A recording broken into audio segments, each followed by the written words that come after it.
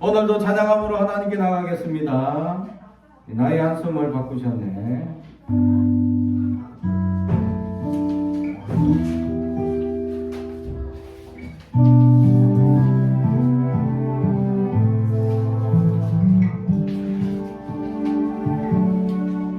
고달픈 삶의 은혜도 묻어지고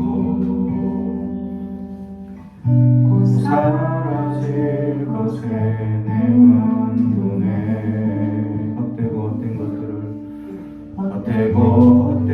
것들을 바라보며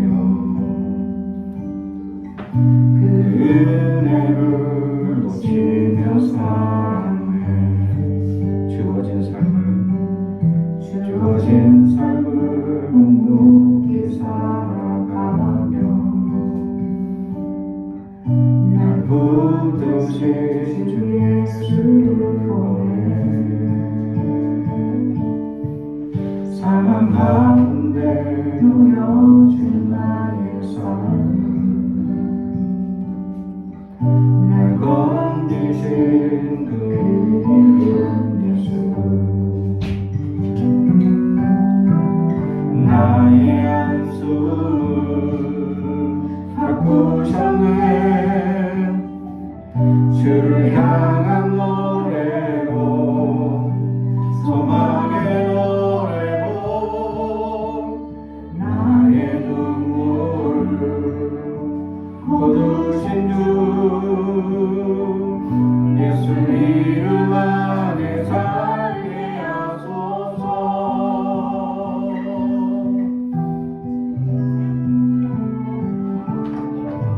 주어진 삶에 묵묵히 살아가며 날 붙드신 주 예수를 보내 사망 가운데 놓여진 나의 삶을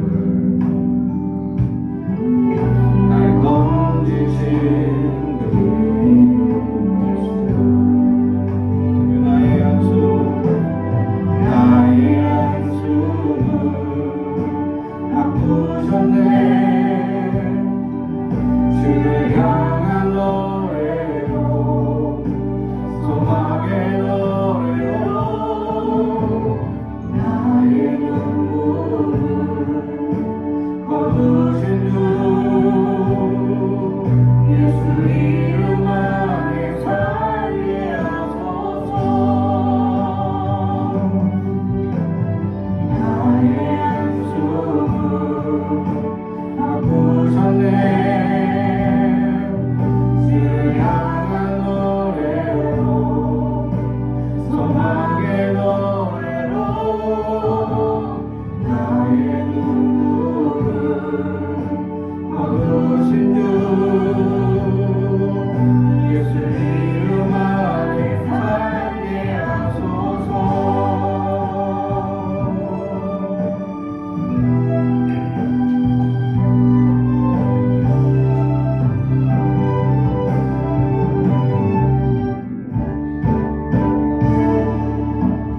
나의 한숨을 바꾸셨네. 주를 향한 노래로 소망의 노래로 나의 눈물을 거두신 주 예수 이름 안에 살게 하소서. 이름 안에 살게 하소서. 예수 이름 안에 살게 하소서.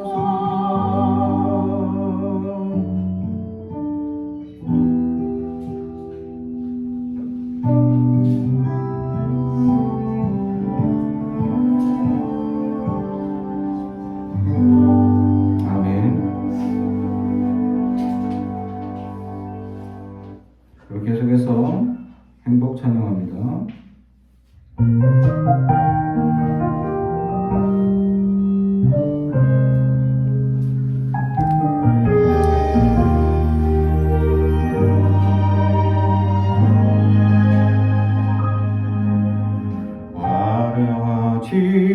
많아도 정결하게 사는 삶 가진 것이 적어도 감사하며 사는 삶 내게 주신 작은 힘 나눠주며 사는 삶 이것이 나의 삶의 행복이라오.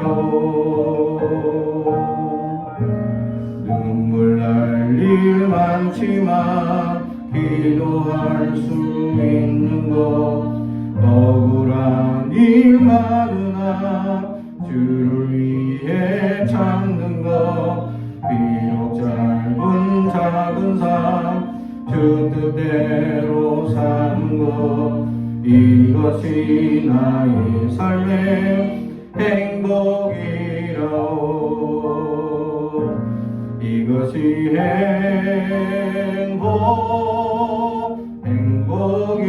행복이라오.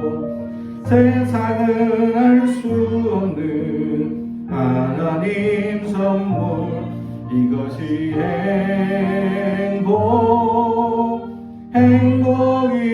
행복이라오. 하나님의 자녀로 살아가는 것 이것이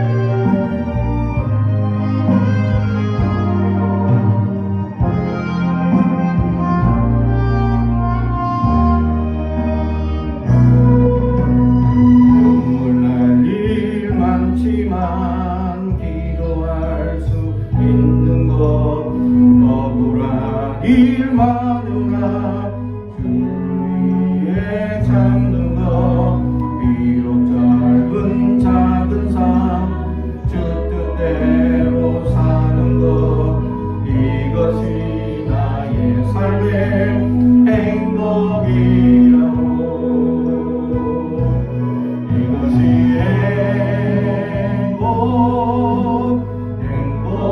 행복이라오. 세상은 알 수 없는 하나님 선물 이것이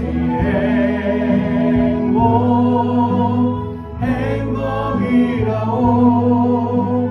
하나님의 자녀로 살아가는 것 이것이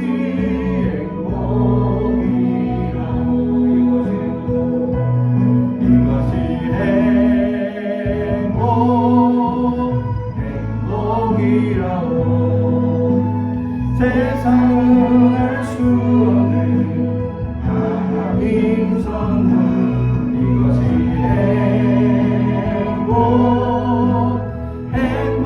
행복이라오. 하나님의 자녀로 살아가는 것 이것이 행복이라오.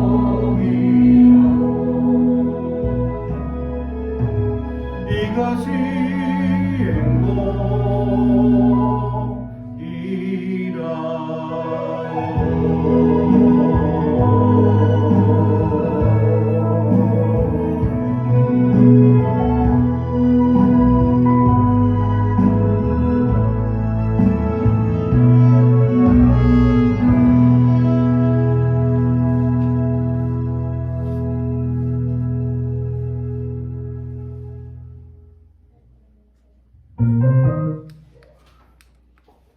오늘 우리에게 주신 하나님의 말씀은 누가복음 13장 1절에서 9절의 말씀입니다. 누가복음 13장 1절에서 9절 말씀입니다.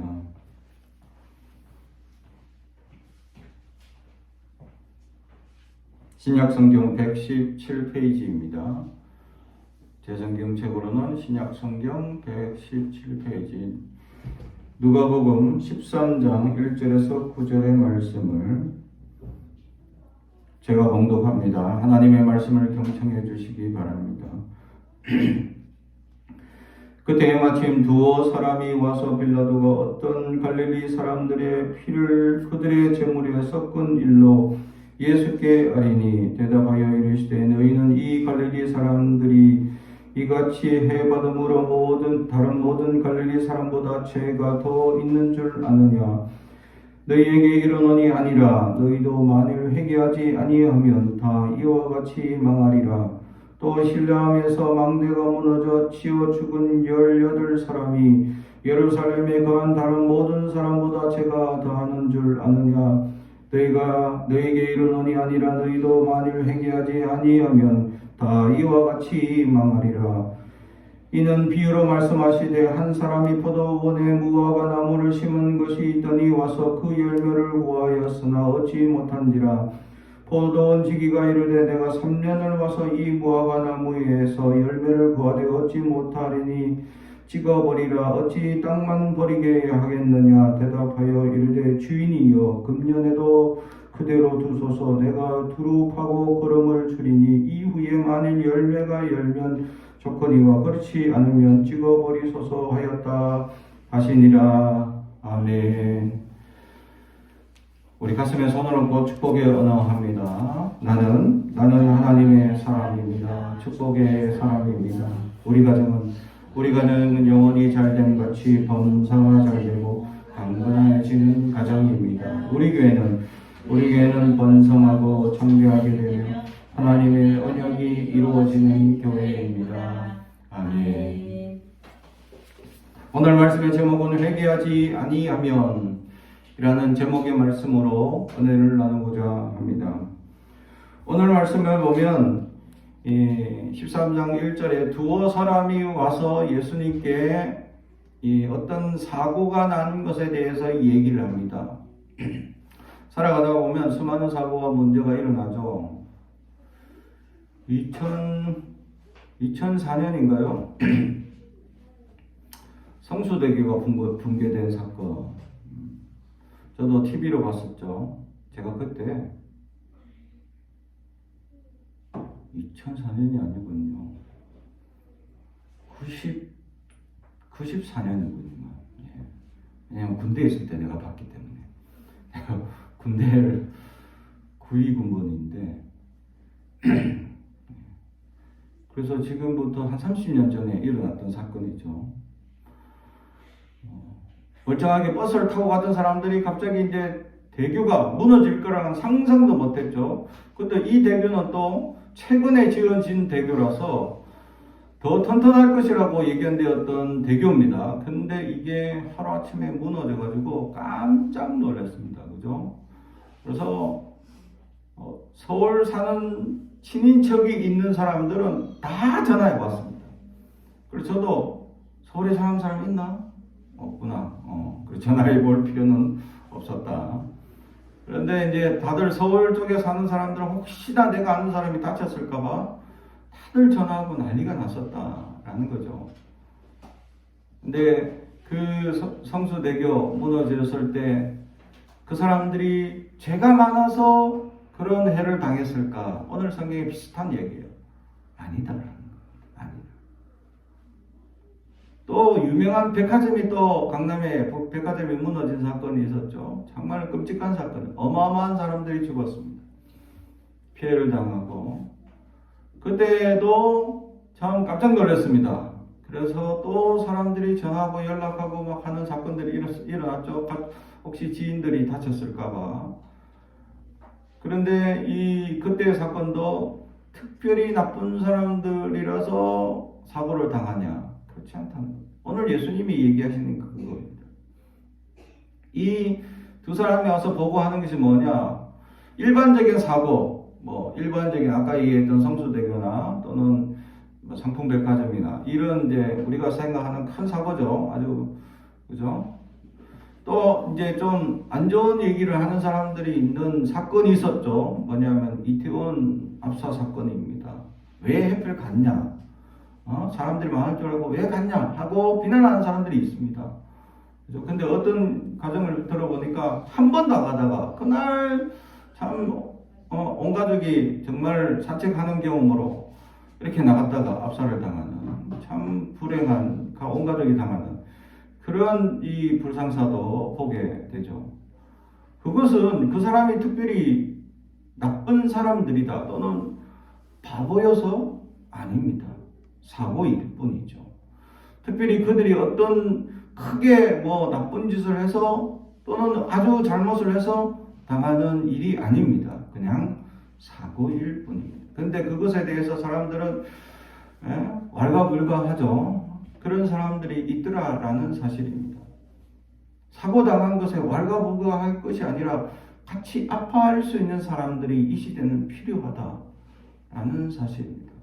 세월호 사건을 당했을 때 자녀를 가진 부모 입장에서 너무 가슴이 아팠습니다. 내 자녀가 혹시 저 배를 타고 있다가 사고를 당했다면 저것에 대해서 아무도 얘기하지 못할 것이다.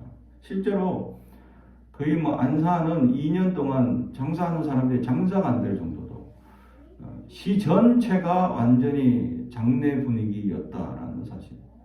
그것에 대해서 장사하는 사람들이 이제 그만하자 하고 막 하시는 분들이 있습니다. 니 힘드니까 경제적으로 어려워지고 괴로워지니까. 근데 힘든 건 힘든 거, 아픈 거는 아프다라는 거죠. 아픈 걸 어떻게 멈출 수가 있느냐라는 거죠. 자녀를 먼저 보낸 부모의 심정을 아느냐라는 겁니다. 저는 제일 큰 이모가 저희 사촌형, 서울대 들어간 사촌형이 있는데, 서울대 들어가서 MT 놀러 가가지고 죽었어요. 서울대를 들어갔는데. MT 갔다가 죽어버렸어. 부모 입장에서 억장이 무너지는 겁니다. 그죠? 지금까지. 지금 세월이 거의 30년이 지났는데도 아직까지 그 음성 속에, 마음 속에는 그 큰 아들을 보낸 마음이 느껴집니다. 지금도 저는. 그죠? 자식을 먼저 보낸 부모는 일평생 가슴 아파합니다. 그거 한 1년 잊어지겠지? 안 잊어집니다. 일평생 가슴에 묻고 아파하고 그 자녀의 사진을 보면서 눈물 흘리는 눈물이 마르지 않더라. 눈물이 마르지 않더라. 그런 이 모습을 보면서 저는 그 세월호 사건의 부모님들 아직까지 아파할 거다. 그들은 얼마나 아파할 것이냐. 한두 명도 아니고 400명이 한꺼번에, 그죠? 그죠? 이런 사건에 그들이 부모가 죄가 있나요? 자녀가 죄가 있나요? 아닙니다. 그냥 사고일 뿐입니다. 근데 우리는 간혹 그것을 해석합니다. 어떤 문제, 어떤 사람들의 또는 이것을 자꾸 누구에게인가 물론 책임을 져야 될 부분이 있죠. 그러나 그 사고를 당한 사람에게도 책임이 있지 않냐라는 문제를 찾는 사람들이 있더라는 거죠. 말이 안 됩니다. 이태원 사고 당한 사람들, 그 사람 왜 사고를 당해 해필 왜 놀러 나갔냐, 그런 사람들 많은데 라고 얘기하는 사람들 말이 안 됩니다. 자기가 그런 사고를 당할 경우에는 어떻게 그것을 해석할 것이냐. 해석의 문제인데 해석을 지극히 인간적으로 하는 사람들이 있더라라는 사실입니다. 이런 사고와 사건이 일어날 때마다 사람들은 이야기합니다. 우리가 큰 죄를 졌나? 무슨 잘못을 졌나? 라고 하면서 자신을 돌아보는 사람들이 있더라라는 것이죠. 그러나 이것은 전혀 잘못된 생각들이다라는 것입니다. 그래서 그 사람들이 해석을 하되 반드시 그것은 뭔가 이유가 있다. 이게 뭐냐면 인과론적 생각이죠. 어떤 원인이 있기 때문에 이런 결과가 났을 것이다 라고 여기는 생각들이 있다는 겁니다. 물론 그것이 사고가 일어날 수밖에 없는 어떤 외부적인 압력이나 또는 여러 가지 환경이나 또는 그런 사건이 일어날 수밖에 없는 이유가 있겠죠. 근데 그때 당한 그 사람들에게는 아무 책임도 없다는 겁니다. 그냥 당한 겁니다. 이 당한 것에 대해서 우리는 그것을 그 사람의 죄 때문이다 또는 어떤 잘못 때문이다라고 우리가 책임을 지을 수가 없다라는 문제이죠.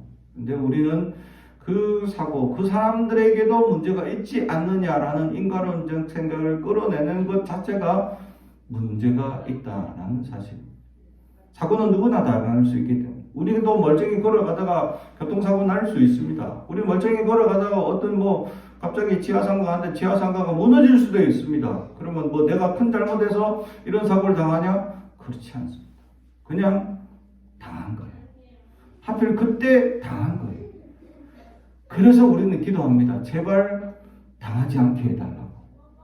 이것이 얼마나 중요한지를 우리가 알아야 한다라는 거죠. 수많은 사건과 사고와 문제와 어려움들이 매일같이 일어납니다. 전 세계적으로 보면 전쟁과 기근과 또 사건 사고가 수많은 곳에서 계속적으로 일어나고 있습니다. 뉴스를 보십시오. 그죠? BBC 뉴스를 보면 미국은 대륙이지 않습니까? 여기는 잠잠한데 저기는 태풍 불고 난리가 났어. 그런 걸 보면 재밌습니다. 그래서 여기는 해일이 일고 돌풍이 불고 저쪽은 눈 오고 여기는 태양 쨍쨍해가지고 가물어지고 이런 뉴스를 보면 참 하늘 아래인데 어떻게 이렇게 다르냐. 그런데 사람들은 인과적인 관계를 자꾸 얘기합니다. 내가 혹시 뭔가 잘못했나? 내가 당하는 이유는 내가 잘못이 있을까? 아닙니다. 그냥 당한 거예요. 오늘 성경에 이 당하는 문제는 모두 죄인이기 때문이다 라고 얘기를 합니다. 모두가 죄인이기 때문이다. 어떤 원인이 있어서 어떤 문제가 있어서가 아니라 하나님 앞에 모든 죄인이기 때문이다 라는 사실입니다. 그래서 하나님이 이런 일을 당하지 않기 위한 방법을 오늘 정말 가르쳐줍니다. 갑작스러운 이런 사고나 문제를 당하지 않을 놀라운 방법을 오늘 성경이 우리에게 가르쳐줍니다. 그것이 오늘 말씀 제목인 회개하지 아니하면. 회개라는 겁니다. 회개하면 당하지 않을 수 있고 회개하지 않으면 누구나 이런 사고를 당할 수 있다라는 말씀을 우리에게 하시고 있다라는 것입니다. 사랑하는 성도 여러분, 사고는 누구나 당할 수 있습니다. 사고는 누구나 피해가지 않습니다. 제 가정에도 옛날에 한번 차 사고가 심하게 났었는데 그 차 사고가 났던 날이 언제냐? 차를 처음 산 날. 하필 차를 처음 사서 정말 물로만 가던 티코를 타다가 완전 부닥다리 더거덩 이렇게 한 20년 전이죠. 그때 그렇게 가던 차를 이제 폐차시키고 더 이상 탈 수가 없으니까 그래서 이제 부모님의 도움을 좀 받았고 친구의 도움을 받아서 이제 그보다 좋은 차, 아주 반듯한 차 마티즈를 샀습니다.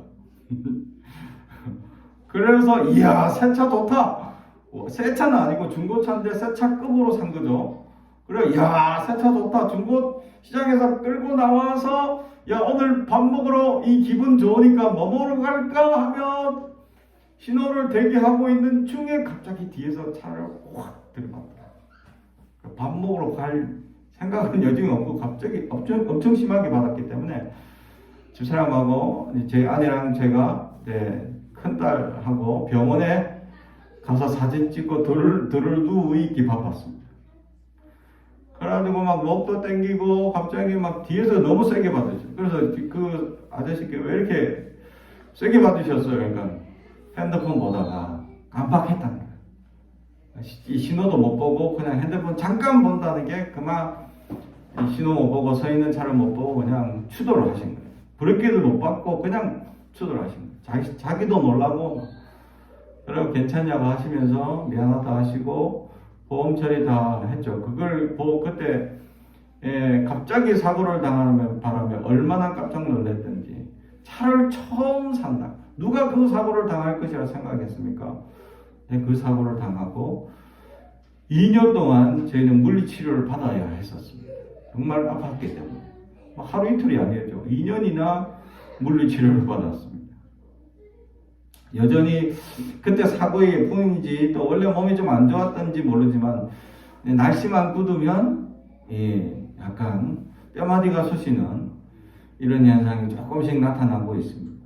그걸 생각하면 사고는 누구나 당할 수 있고 또 누구나 이 갑작스러운 사고를 피해갈 수 없더라. 내가 아무리 안전운전을 한다 하더라도 갑자기 뒤에서 와서 받으면 이거 어떻게 피해갑니까? 피해갈 수 없는 거죠.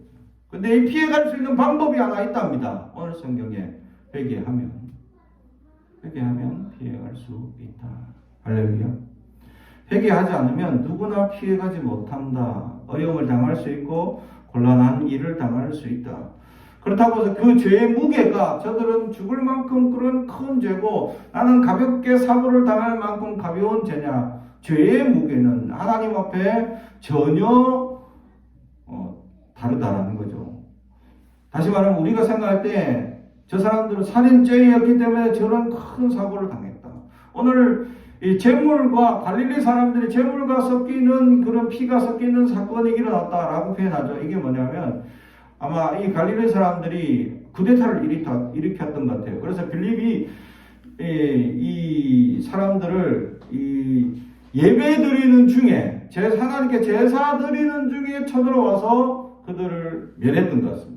그래서 제물을 드리는 중에 피가 섞였다라는 은유적 표현을 하고 있는 거죠.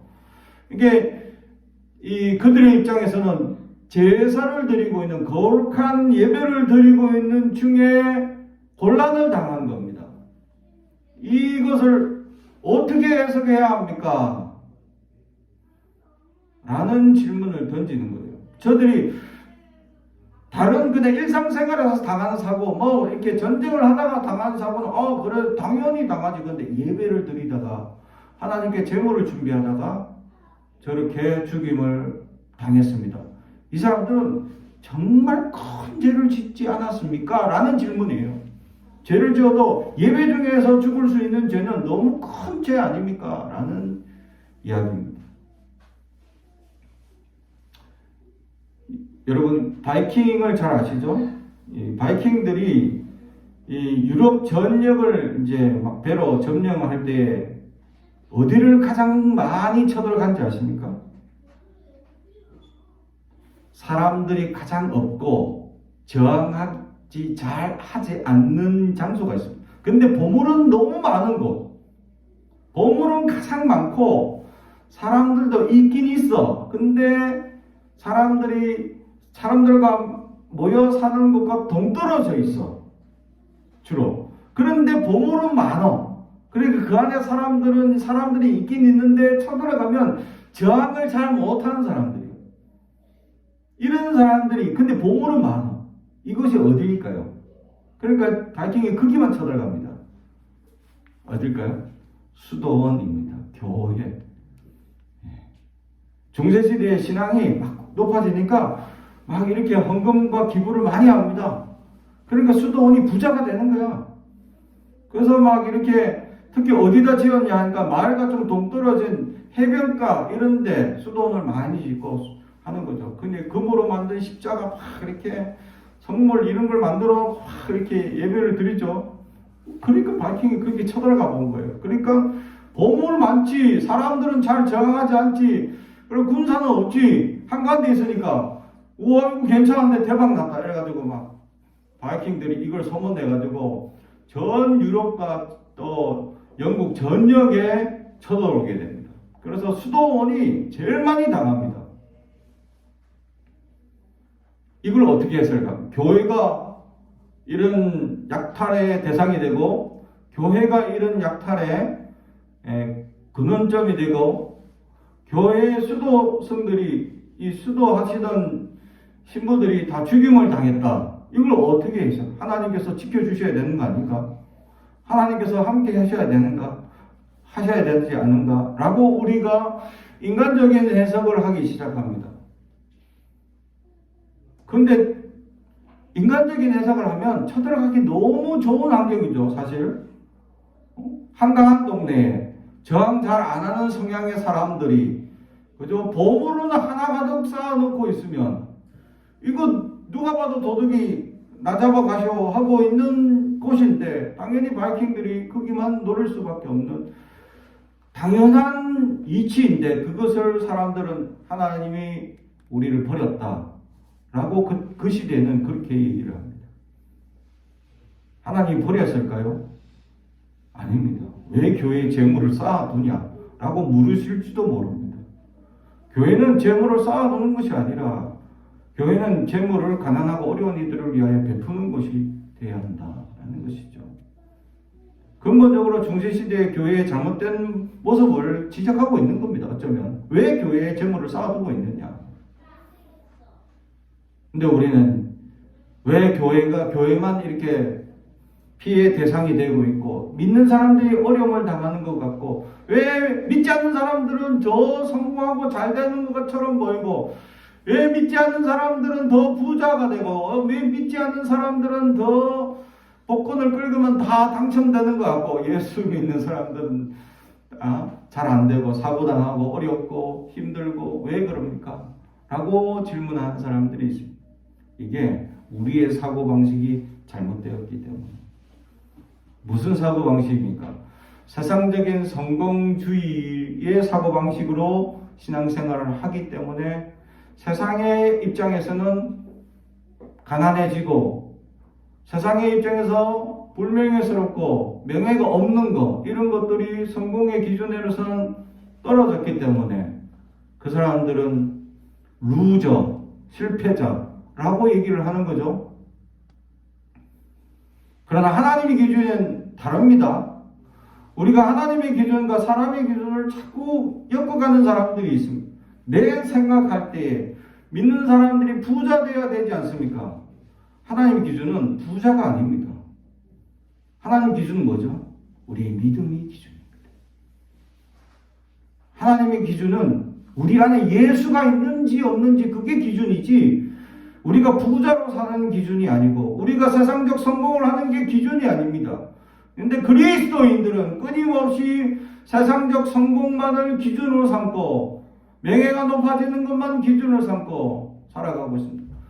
또 잘못된 부분이 있습니다. 뭐가 아니냐? 우리의 인습적 관계에 있어서 지나친 윤리관도 잘못될 수도 있습니다. 우리는 사람주의가 아니라 하나님주의라는 사실을 잊어서는 안 돼요. 하나님이 우리의 삶의 최우선이어야 하는데 거기에는 사람도 배제되어야 될 대상이다라는 사실이죠. 사람에게 지극히 잘하면 마치 하나님이 복 주실 것처럼, 물론 그런 말씀도 있죠. 작은 자에게 한 것이 내게 한 것이다 라는 말씀도 있습니다. 하지만 그 근본에 있어서는 믿음적 신앙을 가지고 그들을 섬긴다라는 기준이 있어요. 그냥 잘해주는 게 아니에요. 다른 말로 하면 도덕적 높은 도덕률이 그 사람을 구원하게 하는 게 아닙니다. 높은 도덕률이 그 사람을 성공하게 하는 게 아닙니다. 오직 신앙이 중심되어야 한다라는 사실입니다. 우리에게 그 신앙이 없다면 우리의 기준은 잘못된 기준으로 살아가고 있다라는 사실이죠. 사랑하는 성도 여러분, 우리의 기준은 무엇입니까? 세상적 기준에서 우리는 잘못 비뚤어져 있는 그런 기준들을 다시 십자가로, 다시 예수님께로 돌이킬 수 있어야 한다라는 사실입니다. 세속에 살아가면 살아갈수록 내 마음 가운데 욕심과 욕망이 끌어오를 수밖에 없습니다. 왜냐하면 내 친구가 잘 되고 돈 많이 벌고 좋은 차 타고 큰 집에 살고 있다면 부러운 마음이 들 수밖에 없는 거죠. 그래서 자꾸 나도 성공하고 싶고 나도 돈 많이 벌고 싶고 나도 더 좋은 곳에 살고 싶은 욕망에 휩싸이게 되어져 있습니다. 점점 마음이 빼앗긴다라는 것이죠. 그래서 예수님은 주기도문에서 빼앗기지 말라는 겁니다. 사탄은 빼앗아가는 존재입니다. 우리의 마음을 자꾸 야금야금 빼앗아갑니다. 우리의 신앙에서 흔들리게 하고 우리의 연약한 신앙에서 끊임없이 세속적 마음이 들도록 세상에서 성공하고 돈 많이 벌고 세상주의에서 마치 내가 명성을 알리고 하면 세상적 기준에서 위대해 보이는 것처럼 착각합니다. 그것이 신앙인 줄 착각합니다. 그것이 하나님의 축복인 줄 착각합니다. 구약 성경의 열왕기하에 보면 이 하사엘이라는 아람 왕이 나옵니다. 원래 그 하사엘은 왕이 아니었고 신하였습니다. 아람 다른 왕을 섬기는 신하였습니다. 근데 그 앞에 아람 왕이 지병이 크게 나가지고 이렇게 알아 누워가지고 이거 언제 이제 내가 살아날 수 있겠냐 죽겠냐라는 이제 기로에 서서 있을 때 이스라엘의 선지자 이사야 선지자에게 가보면 그 음성을 들을 수 있다 해서 그 하사엘을 보냅니다. 그래서 하사엘이 가서 그 음성을 듣기 위해서 우리 왕이 살겠습니까? 돌아가시겠습니까? 어떻게 되겠습니까? 물어보러 온 거죠. 엘리사가 하사엘을 보고 대답을 하지 않습니다. 엘리사가 하사엘 보고 어떻게 하느냐? 째려보고 있습니다. 계속 째려보고 있습니다. 뭔 대답도 없이. 그러니까 하사엘이 아니 선지자여 왜 나를 이렇게 째려보십니까? 내가 무슨 죄인이라고 되십니까? 하니까 이 째려보던 눈에서 눈물을 흘리며 엘리사가 네가 앞으로 사람을 어마무시하게 죽일 것이다. 앞으로 그 고통을 당하는 사람들의 이 고통이 보인다는 거죠. 그래서 나쁜 놈하고 우리 생각에는 앞으로 이 사람이 어떤 사람이 되냐? 하사엘이 이스라엘 왕을 북이스라엘 왕을 죽이고 남유다 왕을 죽입니다. 이 왕이 돼가지고 그리고 백성들을 엄청 괴롭히고 잡아갑니다. 우리 생각에 이렇게 될 사람이 지금 내 눈앞에 있어. 이러면 어떻게 합니까? 기회다. 요거 그냥 요거 잡아가지고 그냥 이렇게 해야 되지 않겠나? 그죠? 살짝 보내든지 빨리 군사를 보내가지고 잡아라. 요 앞으로 딱 보니까 우리 남유다 왕도 죽이고 북이스라엘 왕도 죽이는 아주 나쁜 놈, 그리고 이스라엘 백성들을 엄청 괴롭힐 사람이다. 요거 잡아 죽이면 씨가 딱 끝나니까 없어질 거다 하는데 엘리사는 그런 생각을 가지 않습니다. 그냥 째려보기. 자기가 할 수 있는 저항입니다. 째려보는 것. 이게 최대의 저항입니다. 그리고 곧 그 사람으로 인해서 죽을 사람들이 보이니까 가슴이 아파서 눈물로 흘리는 게 자기가 할 수 있는 최선의 방법입니다. 근데 그 사람을 통해서 역사하신 이유가 뭐냐 하니까 이 남유다의 왕을 2명이나 죽이는데 그 2명 다 누구였냐 하니까 이 이스라엘 역대 왕들 중에 제일 악한 왕이 있습니다. 이게 아합 왕인데 이게 우상숭배를 숨기도록 강력하게 장려하던 왕입니다. 이 아합 왕의 딸을 남유다 이 왕에게 시집 보내가지고 왕비가 되어 있어. 그래서 남유다 왕이 이 딸 때문에 남유다도 이 우상숭배를 가져와서 타락하게 만들었어. 그리고 그 아들도 아버지가 그래 전쟁 나가서 죽죠. 하사엘이 죽습니다. 그리고 죽고 아들이 또 왕이 됐는데 이 아들도 어미 때문에 엄마 때문에 또 이스라엘 나라를 우상숭배에 여전히 물들게 만듭니다. 근데 이 왕도 하사엘에서 죽습니다. 그래서 역사적으로 보면 아합 왕에 의해서 나라가 우상숭배로 가득 찰 뻔했는데 이 하사엘을 통해서 다 죽입니다. 그래서 이 우상숭배가 가득할 뻔한 나라가 한번 정화되는 사건이 나타나는 거죠. 엘리사는 그걸 본 겁니다. 지금 당장 우리 나라를 괴롭히고 우리 나라를 어렵게 만들고 왕을 죽일 대상이 눈앞에 있다. 이게 아니라 하나님의 거국적인 역사를 이 악한 사람을 통해서도 역사하시더라. 할렐루야. 하나님은 어떤 사람을 통해 역사하십니까? 하나님의 믿음이 있고 훌륭하고 위대한 사람들만 쓰십니까? 아닙니다. 하사엘을 들어서 이스라엘에 희한하게 이런 역사들을 쓰시더라 라는 거죠. 하나님이 이 역사 가운데 어떻게 역사하실 것이냐, 참으로 대단하다. 최근에 일어나고 있는 윤석열 대통령이 의사 정원 확장으로 인해서 난리가 났죠. 지금 국가적으로 난리가 난 겁니다. 근데 제가 생각할 때는 하나님께서 만들어가지 않나 라는 사실입니다. 왜? 이 강성적인 대통령을 세워가지고 말도 안 듣고 사람들의 여론도 듣지 않고 자기 마음대로 하는 사람이 되어가지고 우리나라는 강성 이 단체들이 있습니다.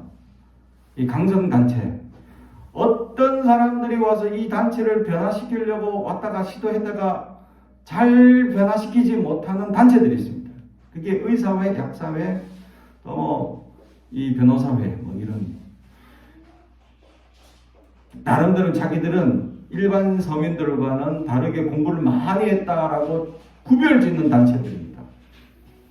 자기들은 보통 사람들과 다르다라고 우월의식을 가지는 단체들이. 그래서 이 예전에 의사회를 노무현 대통령 때 손을 대려 했다가 난리가 나가지고 손을 못 댑니다. 문재인 때 손을 대려 했다가 난리가 나고 손을 못 댔죠. 근데 지금 대통령은 난리가 나든 말든 그냥 막 하고 있어. 왜? 자기 마음대로 하는 사람입니다. 그래서 자기 마음대로 하는 사람을 대통령 만든 이유가 뭐냐? 아, 요거 때문인가? 저는 이렇게 생각하고 있습니다. 부정적인 사람을, 부정적인 정말 깨어지지 않는 단체를 이렇게 깨부수는 일을 하도록 만들어 가시는 역사가 있구나. 물론 방법도 무식하고 또 대책도 없고 완전 앞뒤 없이 그냥 밀어붙이는데 하나님이 이렇게도 사용하시는구나 라는 거죠. 그래서 우리나라 강성단체들이 있습니다. 그런 단체들은 한번 뭐 이렇게 부수려고 어디 변화시키려고 쇄신하려고 했다가는 난리가 나는 단체들이 있어요. 그죠? 검찰개혁 한번 하려다가 지금 맨날 두드려 맞고 계시는 분 계시죠? 지금도 두드려 맞고 계시는 분 계십니다. 그죠? 개혁하려고 했다가 못했죠. 결국 못했습니다. 그런 강성단체들이 있습니다. 자기들을 절대 손대지 말라. 우리는 세상을 자기들이 움직인다라고 여기는 사람들이 있습니다. 실제로. 그런 단체들을 개혁을 시켜야 되는데 개혁을 절대 안 하려고 하는 단체들. 근데 하나님이 이렇게도 부정적인 사람을 이렇게 부정적인 방법으로 부정적이게 하시는데 결과는 긍정적일 수도 있다. 트럼프가 대통령이 됐을 때 다 사람들이 나라가 망했다 난리 쳤죠. 그런데 거기에도 긍정적인 역사가 있더라. 그게 특히 우리나라가 혜택을 받은 게 몇 가지 있었다라는 겁니다. 그게 이제 북한의 관계에 있어서 항상 이 미국은 일본과 같이 협의했어요. 아니 북한의 문제를 우리랑 항상 얘기를 해야지 왜 일본이랑 거쳐서 이렇게 얘기하냐 이거죠. 항상 그랬어요. 왜냐하면 일본이 북한 문제는 항상 자기들이랑 얘기하라고 로비를 해놨기 때문입니다. 그래서 몇십 년 동안 계속 그게 전통이야. 북한 문제 하면 일본 사람을 거쳐서 한국 사람이랑 얘기해야 된다. 그래서 한국 사람은 항상 3자야. 북한 문제에 있어서. 근데 트럼프가 대통령이 되니까 일본 사람이 자 이번에도 저희랑 협의하시죠. 네가 왜 껴? 제끼. 결국은 한국과 바로 협상해서 바로 일어나는 초유의 사태가 일어났는데 고집불통이고 자기 마음대로 하는 대통령이 돼서 이런 일들이 일어나더라. 근데 하나님이 부정적인 사람을 들어서 하나님의 역사를 이루어가시는 역사들이 있다. 우리는 부정적인 사건이나 사고의 부정적인 일들만 바라볼 것이 아니라 그 뒷면에서 하나님이 역사하시는 역사를 바라볼 수 있는 믿음의 눈이 필요하다라는 것이죠. 할렐루야.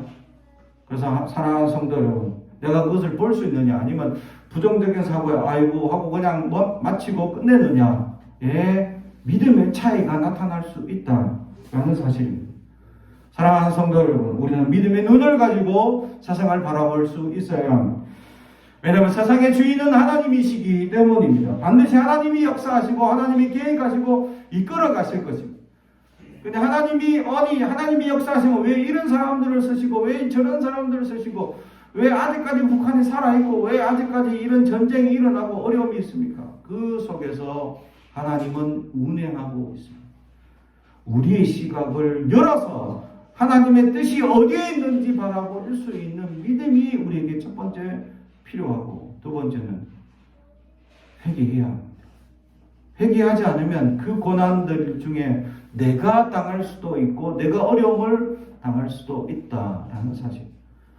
그러므로 우리는 하나님 앞에 회개하여 하고 깨끗한 심령이 되어 하나님이 우리를 통하여 역사하시는 은혜를 누리는 사람, 이 거국적인 하나님의 역사를 이끌어 가실 때에 깨어있는 사람, 마지막으로는 열매가 있어요. 어떤 포도원 지기를 통해 하필 포도원 나무에 무화과 나무를 하나 딱 심어놨어. 그러니까 지켜봐도 열매가 없네. 올해 열매가 없으면 이거 그냥 잘라버리라. 땅만 버린다. 이게 당연한 인지론적 사고방식입니다. 열매 없으니까 버리자. 근데 종이 뭐라고 합니까? 올해는 내가 걸음도 주고 내가 더 열심히 가꾸겠습니다. 다시 말하면 열매 없는 사람들은 하나님이 우리를 방치하시는 게 아닙니다. 예수님께서 더 많은 걸음도 주시고 열매 줄 수 있도록 열심히 우리에게 역사하고 계신다. 할렐루야. 믿음을 가지시기 바랍니다. 더 많은 열매를 맺을 수 있도록 하나님은 우리와 함께 하시고 더 많은 은혜를 부어주신다. 믿음의 눈을 가지고 바라보면 하나님이 더 많은 열매를 맺을 수 있도록, 풍성한 열매를 맺을 수 있도록 하나님이 함께 해주시는 은혜가 있다라는 사실입니다. 올해도 하나님께서 우리에게 풍성하게 열매 맺을 수 있도록 함께 해주시고 도와주시고 지켜주시는, 그래서 열매가 어떻게 맺히는 줄 아십니까? 성경에 보면 저절로 맺힙니다. 열매는 내가 뭐 힘을 쓰고 용을 쓰고 뭐 애를 놓듯이 뭐 이렇게 낳아야 되듯이 이렇게 열매 맺자 아니에요. 그냥 살다 보니까 열매가 나타나네. 할렐루야. 살다 보니까 이런 열매가 나타나네. 사랑의 열매, 믿음의 열매, 은혜의 열매, 그런 긍휼의 열매들이 우리의 삶에서 점점 나타나 더 아름다운 세상을 우리를 통해 만들어 가라고 말씀하시고, 여러분을 통해서 하나님은 지금도 열매, 사랑의 열매, 믿음의 열매, 은혜의 열매, 사람들에게 구제와 자비의 열매를 나타내라고 우리를 주목하고 계십니다. 그 은혜를 누리며 살아가는 저와 여러분이 되기를 주님의 이름 축복합니다. 기도하겠습니다. 사랑과 저희가 되어가신 아버지 하나님 감사합니다. 하나님 오늘 우리에게 세상적 기준으로 살아갔던 어리석음을 내려놓게 하시고 하나님의 거국적 역사가 어디 있는지 보게 하시고 믿음의 눈으로 살게 하옵소서. 연약한 우리를 용서하여 주시고 꿈이 없는 자들에게 꿈을 허락하시고 비전을 깨닫게 하여 주시며 소망을 부어주시고, 또한 아버지 하나님 세상적 욕망에 빠져있는 이들에게 절망 속에서 건져주시고 하나님의 크신 은혜가 넘치게 하여 주시며 믿음의 눈으로 살아갈 수 있는 삶을 허락하여 주옵소서. 그리하여 풍성한 열매로 하나님께 영광과 존귀를 드리게 하옵소서. 예수님의 이름으로 기도드리옵나이다. 아멘.